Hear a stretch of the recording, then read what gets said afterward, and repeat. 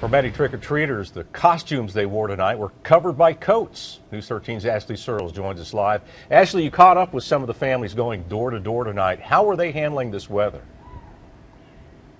Well, there weren't many complaints out there, at least that we heard. Most of the adults were just glad the big stuff held off. And as for the kids going house to house, they just seemed too busy to get cold. Look, she's happy. Is she cold? Are you cold? You're not cold. What this is? For 2-year-old Otto, What this is, it's his costume. It's called a cameraman. fall means Halloween, even if it's 45 degrees outside. Is it too cold for you? Oh, my hat.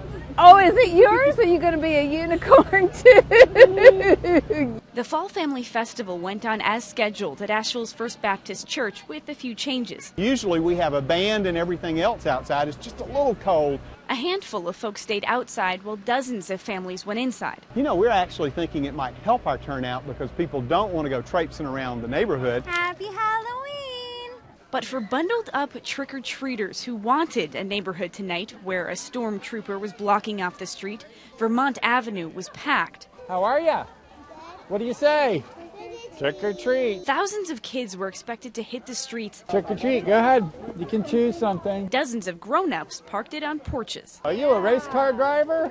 Buzz Lightyear. I think you just have to love Halloween, right? Right. But it did sprinkle, and near the end it got pretty cold. And the D'Angelos were ready for it, a wagon so T-Rex could walk or ride. It is also nice to have the umbrellas and to have the cozy gear in here. People, for the most part, looked prepared.